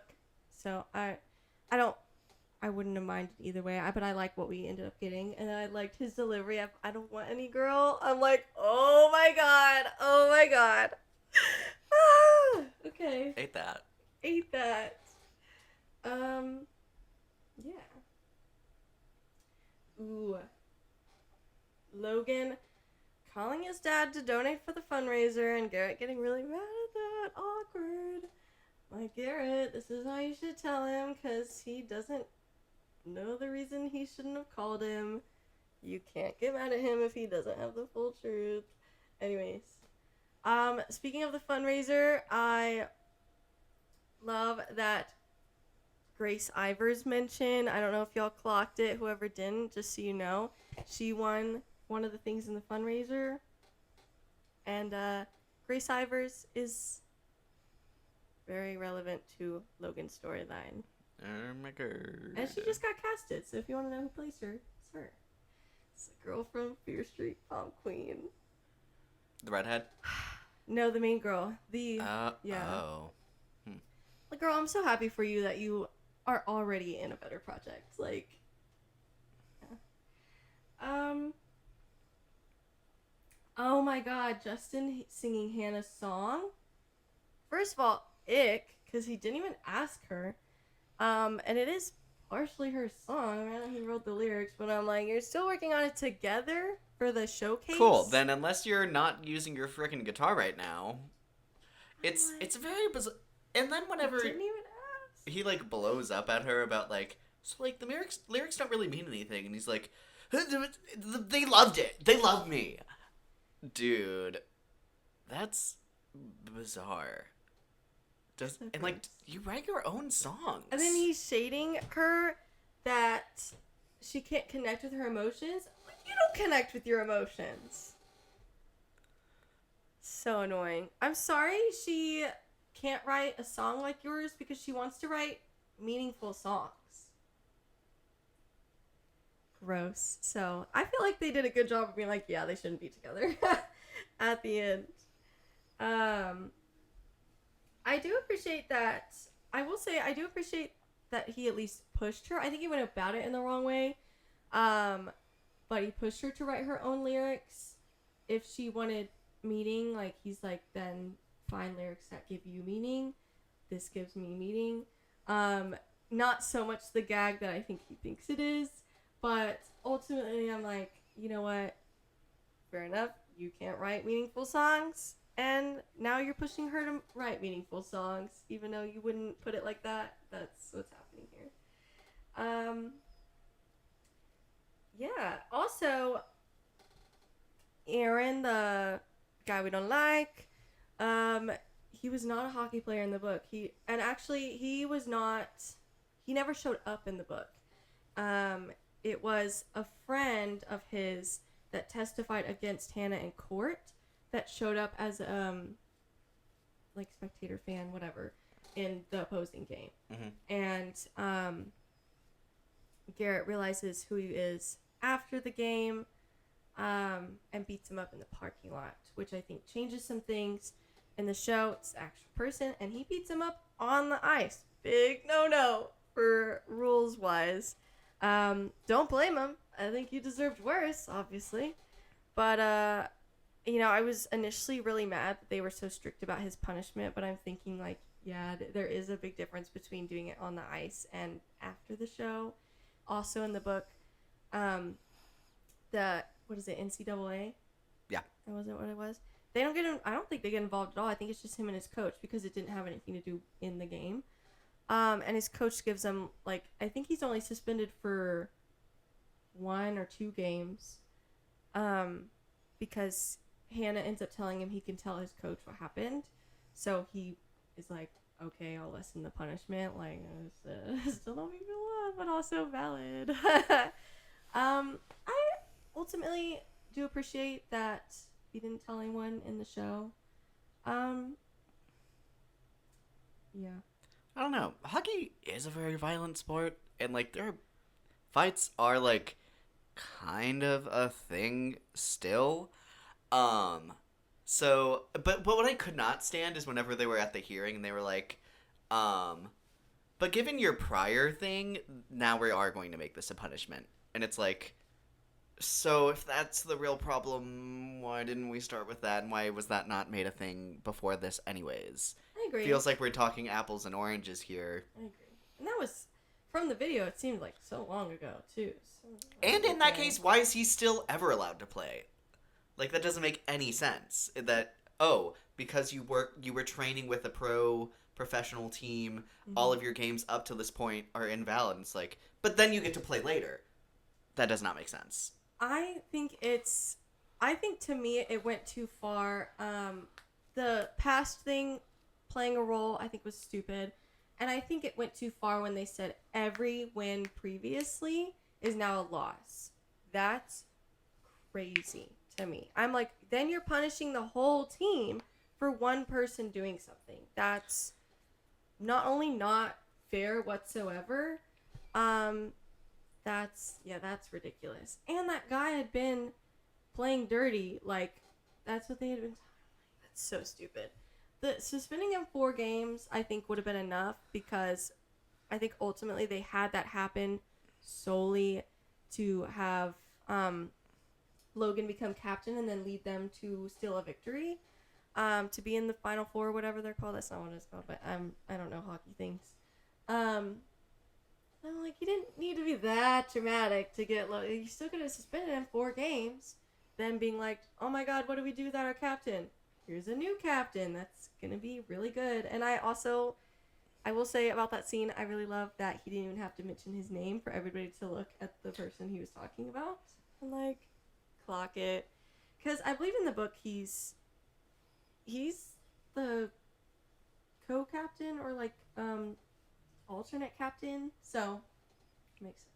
I appreciate that because those are the two. Like Dean and Tucker like hockey. Hockey is not their life. They don't plan on going pro. They don't like they're good, but they're not like Garrett and Logan good. Like Garrett and Logan want to go pro. They want to go to the Boston Bruins. Also, somebody pointed out, I don't know how true this is. I saw this morning, so I did not fact check this. They said they were pretty sure that timeline wise, Garrett, Logan, and Ilya would have been on the same team for like a little bit. I think that's kind of awesome.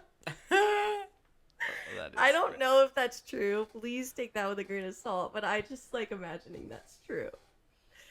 Like, how is work, babe? Yeah, it's okay, but this dick is on our team as our captain.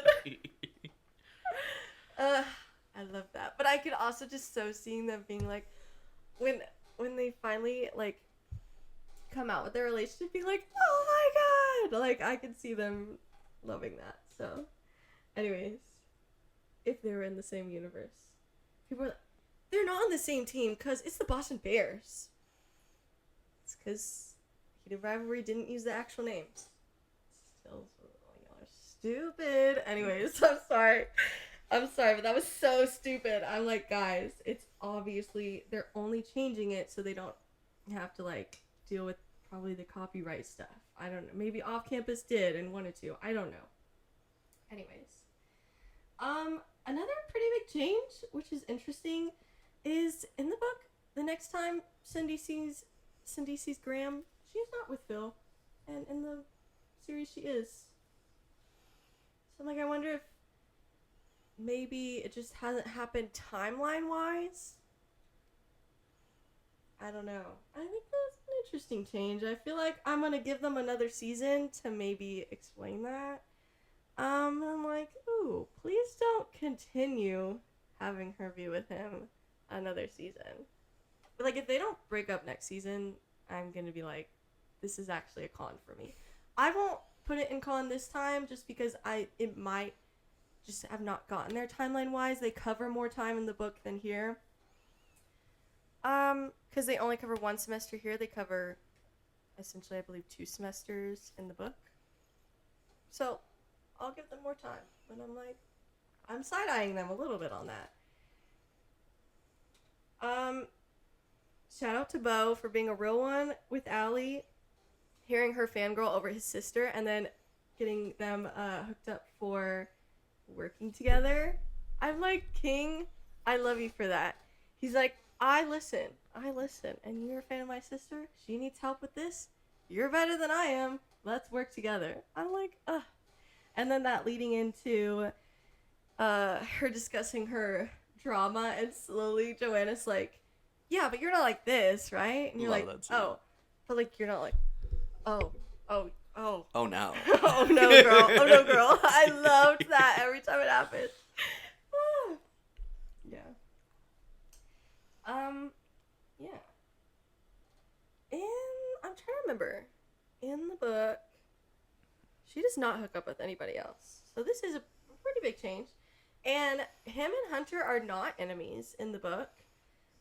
They definitely are in the show, though. And from what we see, it's probably because Hunter at some point got with Dean's sister, Summer. I'm a little ahead of myself because he's not called Hunter at this point. So now the people who have read Briar You are like, what? Anyways, I'm hoping you watched the show and I didn't just get ahead of myself there. But we are in spoiler territory. So I'll just jump ahead. Yes, he's Hunter Davenport, the guy that Allie ends up hooking up with after meeting at the bar. And so she sees him at the bar and kisses him.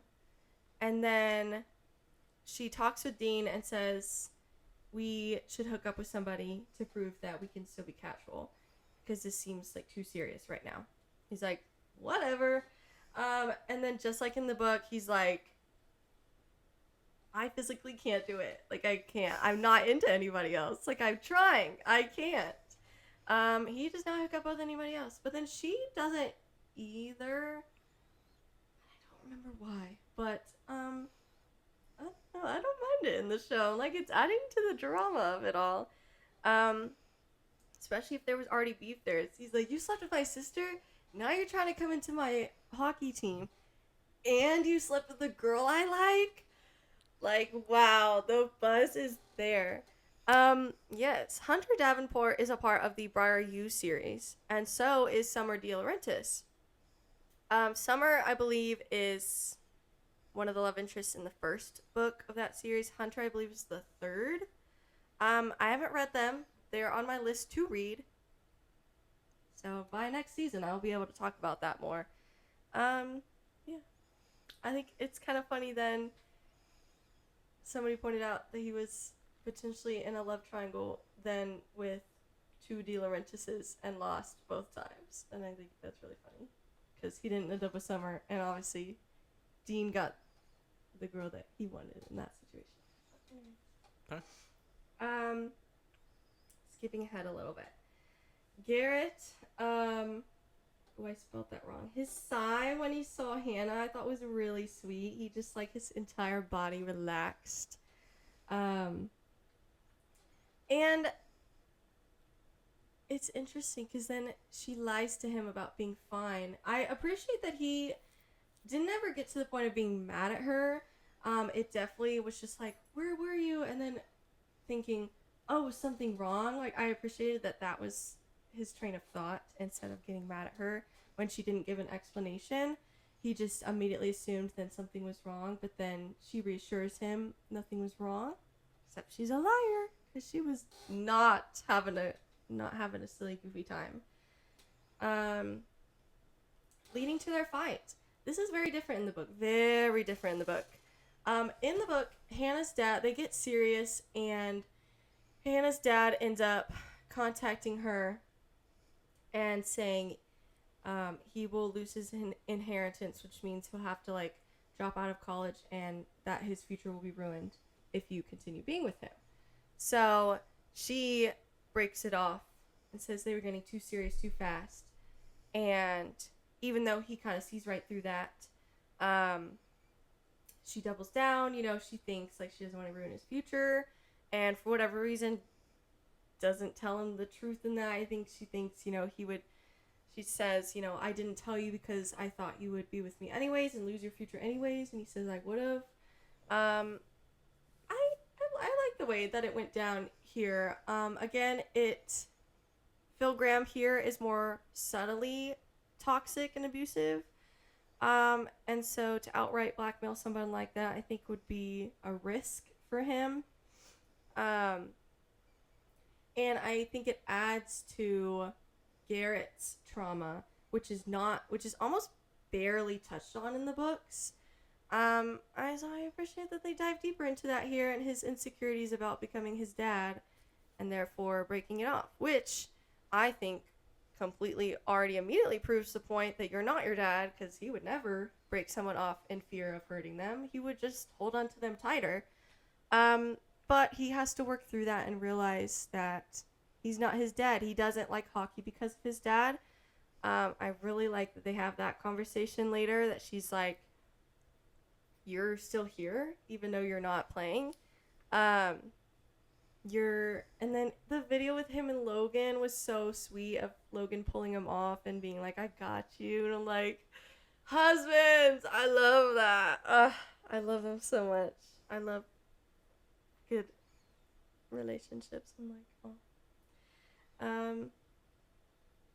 Yeah. So I liked the way that went. I know a lot of people initially, when they heard that he was the one to break it off instead of her, they didn't like it, but I liked it. I feel like Girl, how is girl gonna run on the ice? She's gonna, without skates. Girl's gonna slide right past that thing. Like, whoa. Yeah. I will say, okay. Whenever she goes into the "you shouldn't have done that for me" part, it's giving it from Ginny and Georgia, when it was like, I didn't ask you to kill those people who were essaying me. Mm-hmm. It's like, okay. you know what, Hannah, I love you so much. Good intentions, great. You don't want him to ruin your future for you. Understandable. That guy deserved a lot more than what Garrett was able to do with him. I also appreciate in the book, Logan also pulls him off of him in the book. And then, unlike the series, Logan ends up finding out about Hannah's thing as well. He's like, damn, I'm so sorry for pulling you off of him. And I'm a little sad that we didn't get that in the show. But the only way to get that is to tell him her trauma. So ultimately I'm okay with it, because, yeah. But after the breakup, Hannah calls her mom. In the book, they're very broke. Like, they are struggling. Her dad works multiple jobs because of the legal fees and all the things, and the town shunning them. And so there's already, like, limited options. They can't afford to leave. So they're struggling a lot more in the books. I really like that they are not struggling as much in the show. Obviously, don't want them to struggle at all. But I also am happy it puts them in a position of potentially helping her next semester money-wise, so she can still stay at that university. And, oh my god, I cried with that conversation between her and her mom, where she was apologizing, and her mom was like, what are you sorry for? What did you do And wrong? what did you do wrong? Yeah. I love that. She had a surprisingly fun energy in that conversation, but it worked. Oh my god, I cried though when It she was- said, what did you do wrong? Because I knew exactly where she was going with that. And then Hannah not being able to, like, come up with an explanation. Her mom being like, I mean, you feel guilty, but, like, that usually means you did something wrong. Like, what did you do? And her realizing, I didn't do anything wrong. She's like, you were just a girl wanting to go to a party in high school. Like, there's absolutely nothing wrong with that. It's normal. Everyone wants, like, so many people want to do that. And then you just wanted to get justice for this inhumane thing that was done to you. Like, there's absolutely nothing that you did wrong, and I loved that. So sweet. Props to them. So I loved that conversation. Absolutely. Final episode. We have some depressing breakup parallels of listening to the same song and turning at the same time, sighing at the same time. I'm like, okay, guys, let's get over ourselves and let's get back together. This is the thing that I think is the most controversial. Again, like I said, I liked all the big changes, but I want to talk about the campus hands-off law. That is huge in the book, and that is very iconic to Garrett's character. And so when people found out that that did happen, he did he did enact that in the book. And I think it fit his character in the book because his character in the book is more toxic, like all of them are. And it is supposed to come off as like, oh my god, like hot. Ew. It was not my thing. No, that's not hot. That's no, controlling that's and proving that possessive. you're like your dad. I totally agree. You hit the nail on the head on that. Oh And my god. people who are taking a step back and realizing that that's not healthy. You know what? People are into unhealthy things all the time. Still gotta admit they're unhealthy. Just because you find it hot doesn't mean it's not incredibly toxic. And you should probably get some help with that, because that's crazy. Yeah, the whole point, breaking up with her to show he's not her dad, it would completely destroy that The argument point of that? for him to then be possessive like that. So thank God that was just a big miscommunication. We still get the scene of her storming into the locker room being like, oh my God, everyone's naked.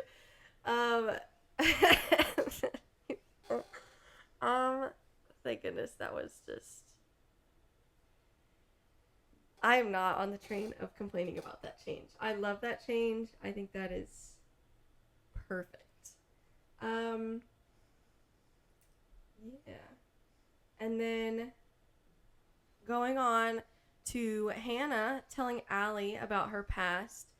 Not only does that not happen in the book, but I love the way that Allie already knew in the show. She was just waiting for her to tell her. I'm like crying number 2. I did cry also in that scene. I'm like, oh my God, I'm crying 2 episodes in a row. ugh, I love their friendship. I'm like, please stop making me cry. And then Jules again talking to Hannah about, helping compose her new song and saying if you ever want to share it on the radio, I know some friends who work there, and then I'm panning to Logan because Grace works at the radio station. And I'm like, oh my god. I literally had to pause and I was like, oh my god, I don't know why I'm not even a fan of their book, but I think I'm excited for them in the show because I already like Logan better in the show. So I'm actually really excited. Oh, also I forgot to mention on Thanksgiving, Logan is given a list of things to do for the meal. And that is also a parallel for a list that Grace gives him of things to do. I believe to like win her over or like show that he actually cares about her. Because in the book, like he likes Hannah or thinks he does. It ends up being more so, in the book at least, he likes their relationship. He just didn't realize that. He thought it was Hannah. So I think the list ends up being like proving you actually like me. I think. Anyways, I'll have to reread their book. But there's a list of stuff that he ends up having to do. Big like grand gestures and everything. That is probably the cutest part of their book. So that's fun. Garrett finally admitting his past to Logan. Finally trusting him. I'm like, dude, if there's anybody on this planet that you can trust, you've already told Hannah. Next person's Garrett. Or, nope, sorry, Logan. Anyways. So, thank you for finally saying it. And then I like that when Allie calls Dean and says, you've got to get Garrett to Hannah's thing right away. We have to get them back together. And he's like, we got to go. Hannah's thing is starting. He's like, how do you know that? And he's like, he does this smolder, like, I heard it somewhere. Bye, we gotta go. I loved that. Cause he be clocking people in the book, so I appreciate he clocked that immediately. And then I really liked Hannah's song, and how she included hockey sounds in that. I thought that was pretty cool. I kind of eat that up anytime they include like I think of like the Cup song. Anytime they do like random objects, I think of Charlie Puth's light switch song with the light switch. I love when people do that. I'm like, and it works. I eat it up. Yeah. And then happy ending. They get back together. Ending with Dean's drama with Hunter, and the Hunter Davenport name drop was crazy. I had already read at this point who he was, and so it did have that impact for me. I'm very glad, because otherwise I wouldn't have known who he was. I was like, why do I care? So very fun. Summer is in Dean and Allie's book at the very end, like the last 50 pages. There's like this huge event that changes the trajectory of Dean and Allie and the direction of their relationship in the book. And I will not mention what it is because it is a huge spoiler. But I finished the book the other day and I was like, when are we getting to this point? The last 50 pages is when the giant thing happens, which you know about. Imagine that being covered and resolved, and then them getting back together and his sister visiting and doing all this stuff. 50 pages. Insane. People are like, they already covered the whole book. I'm like, yeah, because they're gonna cover this massive thing that was somehow done in 50 pages into what should be almost like a half season or not full season thing. That's crazy. If you've read the book, you know what I mean. I'm like, they got plenty of material. They're just actually going to flesh it out like it should be. So don't you worry, they have plenty of material to cover still, and I'm sure they'll add their own things like they did this season. Let's talk about the fact that season 2 is confirmed. 3 and 4 are not confirmed yet, but I think with the numbers they're doing, it's only a matter of time, or before season 2, I'm sure it will be. I don't think you'll have to worry about that. I think so. Logan and Grace's book is next. However, there's already been an interview I saw somewhere, I think with Deadline maybe, where they talked to the author Elle Kennedy, who's heavily involved in the show, and they were saying, are Dean and Allie gonna be like the center of season 2? And she nodded her head. So that to me is like confirmation that they're gonna be the leads of season 2. However, if it's anything like this season, I'm sure Hannah and Garrett will still have little things going on, and Logan and Grace's storyline will start, because if you've read the book, you know there's a big gap where a character goes to another country for like a year for self-discovery, and so I'm guessing, I feel like that's a perfect setup for Dean and Allie to be the main focus, Logan and Grace to start their thing, and then it ends with the character going to Paris. So I'm like, To see Belly. to see Belly. No, it's like I get the parallels. I understand. It's hard for me when I read those because they're like, this is so iconic, and I'm like just like the summer I turned pretty. Do I unlike after that? Well, you know what? There's no denying that the summer I turned pretty is iconic. Like, I mean, it's very popular. But I think this is more successful quality wise. And I'm actually excited to watch the future seasons, unlike how I was feeling about season 3 when it came out. And even the movie, even though I'm sure it's going to be like happier and less conflict, more like probably a novella, I'm still excited about it. So I'm excited for season 2. And then I'm guessing season 3 will probably be more Logan and Grace, and then start Tucker and his storyline. We don't know. We don't have a casting for his love interest yet. And in the book, his love interest is like rivals with Dean because she's also in law school. She hates Dean for a reason I will not disclose. I kind of hope they do away with that in the show. It was a little icky in the book, and I feel like they're doing a good job at getting rid of a lot of the icky like toxic things from the book. Like, I kind of hope we do something else with that. Their storyline's really cute, though. I like their book. Yeah. So I'm excited for what's to come. And I know you liked Logan, so I'm sure you'll be. I think excited. I'm gonna be surprised if I don't love the next 3 stories more than this one. Yeah. I think that's fair. I agree with you. I think I'm the same way. And yeah. I will say, book-wise, I definitely did like Logan and Grace the least, but I'm already liking Logan a lot more here, like I've said many times, so I feel like it's going to turn out similarly. Anyways. And then people are theorizing that Summer might come a little bit early. She already is, well, if it's anything like the book, going to be in season 2 because she's part of that Dean and Allie storyline.